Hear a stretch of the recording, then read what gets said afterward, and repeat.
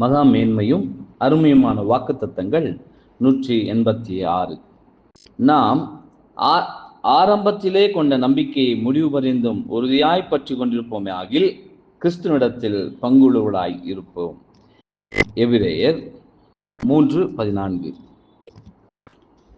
அதிருப்தியின் ஆவி தெய்வீக முன்னேற்பாடாகிய மன்னாவை விட்டு விலகி தங்களுடைய சுய தேவைகளுக்கு அல்லது மற்ற பூமிக்குரிய தேவைகளுக்கான மற்ற உணர்வுகளுக்காக ஏங்கும் அவர்கள் விரும்புவதை முழுமையாய் பெற்றுக்கொள்வதற்கான அத்தகைய வாய்ப்பையும் கர்த்தர் அருளியுள்ளார். வேதாகமம் தெய்வீகம் சத்தியம் எனும் மன்னாவை அளிக்கின்றது.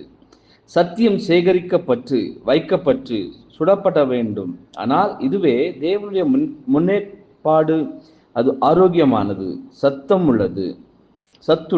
இதுவே தேவனுடைய ஜனங்களான நம்மை பலப்படுத்துவதற்கும் பூர்ணப்படுத்துவதற்கும் தேவையான விஷயமாகும். எனினும் சிலர் எகிப்தின் மாம்சீக விஷயங்களை, உலக கூற்றுகளை இச்சிக்கின்றனர்.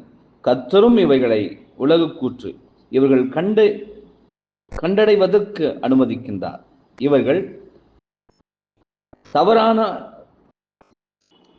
தவறான ஆய்வுகளினாலும் பரிணாம வளர்ச்சி கோட்பாடுகளினாலும் தங்களை நிரப்பிக் கொள்கின்றனர். இது நிமித்தம் இவர்களில் புது சிருஷ்டி அழிகின்றது. இவர்கள் தேவனுடைய ஜனங்களாக இருப்பதையும் போதகரின் அடிச்சுவடுகளின் நடந்து செல்வதையும் நிறுத்தி விடுகின்றனர்.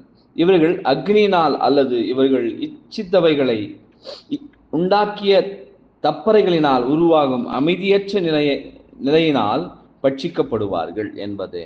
ஆமென்.